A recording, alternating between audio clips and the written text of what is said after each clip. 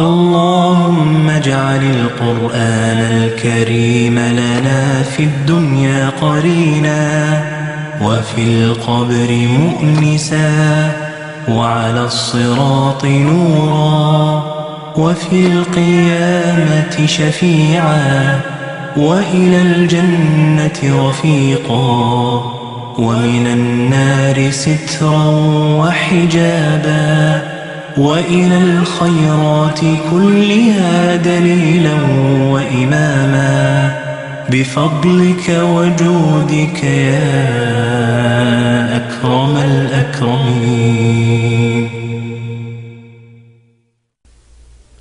الحمد لله والصلاة والسلام على رسول الله وعلى آله وصحبه ومن والاه. سلام الله عليكم ورحمته وبركاته. أعوذ بالله من الشيطان الرجيم. قد علمنا ما تنقص الأرض منهم وعندنا كتاب حفيظ. يقول الله سبحانه وتعالى معنى الآية أنه علم سبحانه وتعالى ما تأكله الأرض من أجساد هؤلاء الأموات، وهذا رد على المشركين الذين أنكروا اليوم الآخر وأنكروا البعث بعد الموت. يقول معنى الآية أن الله يعلم ما تأكله الأرض وما تفنيه من الأجساد، وسوف يعيدها سبحانه وتعالى ويبعثها بعد الموت، وقد سبق شرح هذا فيما سبق. وقال وعندنا كتاب حفيظ، وعند الله كتاب مسطر فيه الحسنات والسيئات وفيه ما فعله العباد، وهذا الكتاب لا يغادر صغيرة ولا كبيرة إلا أحصاها. كل ما عملته وقلته وتصرفت كلها مسجلة محصية. حسنات العباد وسيئات العباد محفوظة مسجلة مقيدة مكتوبة عند الله.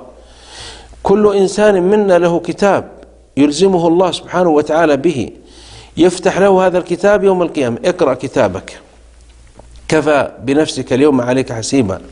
ويسأل الله سبحانه وتعالى العبد وهو حاسبه: هل ظلمك ملائكتي؟ هل ظلمك الكتبة؟ قال لا يا ربي. ووجدوا ما عملوا حاضرا ولا يظلم ربك أحدا. يطالع الإنسان الحسنة التي فعلها يوم كذا في مكان كذا وقدر الحسنة، السيئة التي فعلها يوم كذا ومكان كذا بقدرها، لا تزاد ولا تنقص، لا يخاف الإنسان ظلما ولا هضما. هذه حقائق ثابتة يعني مؤيدة بالوحي كتابا وسنة، وهذه القضايا الكبرى كما قلت لكم، وهذا هو النبأ العظيم، وهذه أخطر قضايا.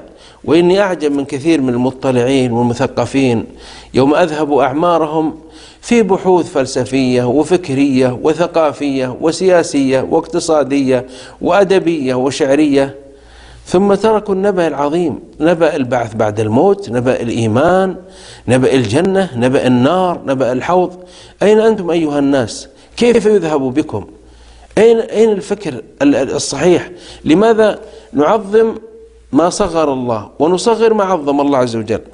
عندنا قضايا كبرى يتحدث عنها القرآن أهملت عند الكثير من الناس، وقضايا تافهة كبرت عند الناس. قضايا الدنيا الآن مضخمة كبيرة، قضايا الآخرة، الإيمان، الرسالة، التوحيد، البعث بعد الموت مصغرة، بل مهملة حتى من كثير من الوسائل الإعلام والجامعات والمنتديات. فما لهؤلاء القوم لا يفقهون ولا يفهمون، بل كذبوا بالحق لما جاءهم فهم في أمر مريج. السبب في عناد هؤلاء الكفار وأمثالهم في أنهم لا يقبلون الحقيقة التي بعث بها رسول الله صلى الله عليه وسلم أنهم كذبوا بالحق، أنهم ردوا، لا يقبلون جدلا، لا يفهمون دليلا، لا يستقبلون برهانا في المسألة، لا يفهمون حجة، بل كذبوا بالحق. والحق هو الرسول صلى الله عليه وسلم، والحق هو القرآن، والحق كل ما نزل من الله عز وجل.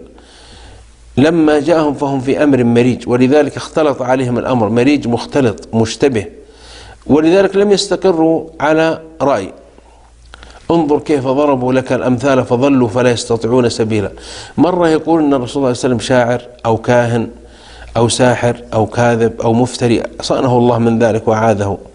ومرة يقول عن القرآن إفك، بل سحر، بل شعر، بل كهانة. لم يستقروا على رأي، كل يوم يظهر لهم قضية حتى يقول سبحانه يرد على الشبه: ولا يأتونك بمثل إلا جئناك بالحق وأحسن تفسيرا. ويقول سبحانه وتعالى: بل نقذف بالحق على الباطل فيدمغه فإذا هو زاهق ولكم الويل مما تصفون. هم في أمر مريج. حتى سبحان الله قضية الرد على الإسلام أو الرد على الرسول صلى الله عليه وسلم لم يجمعوا عليها. والكاذب له طرق كثيرة، والمفتري له أساليب متلون. أما الحق فهو واحد، سبيل الإيمان واحد، سبيل الرسالة واحد. أما سبيل الكفر فهو يعني ظلمات بعضها فوق بعض، حتى يقول سبحانه يخرجهم من الظلمات إلى النور، فالنور واحد والظلمات كثيرة. فهنا يقول سبحانه وتعالى أفلم ينظروا إلى السماء فوقهم. أتت الأدلة الآن والبراهين الساطعة القاطعة من أشياء يرونها ويبصرونها في بساطة من الدليل ووضوح.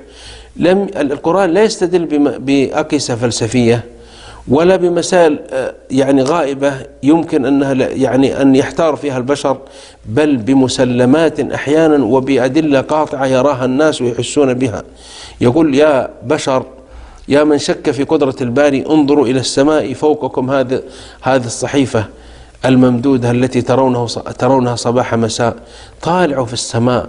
والسماء في الحقيقة أن ينبغي علينا يا إخوة أن نعيد النظر ونخرج من دنيا الضجيج والصجيج والحركة والمادة، وننظر ليلة من الليالي إلى السماء الصافية بنجومها بقمرها بكواكبها، لنرى إبداع الواحد الأحد، لنرى كيف أن الله سبحانه وتعالى سطر بأحرف القدرة في هذه الصفحة السماء التي تأخذ بالقلب. وقد جربنا وغيرنا يوم سافرنا مثلا في البادية أو في رحلة صحراوية أو في خروج من المدن إلى الأرياف، ونحن نشاهد السماء الصافية، نشاهد النجوم في رتابة. سبحان من كوكبها، سبحان من أخرج نجومها، سبحان من رفع سمتها، سبحان من رفع سقفها، سبحان من جعلها بلا عمد وجعلها بناء ثابتا كبيرا ضخما لمن أراد أن يتدبر. عسانا نتدبر ونعود ونتفكر. وفقنا الله وإياكم نحب ويرضى، وإلى اللقاء. نبأ عظيم يحيي القلوب.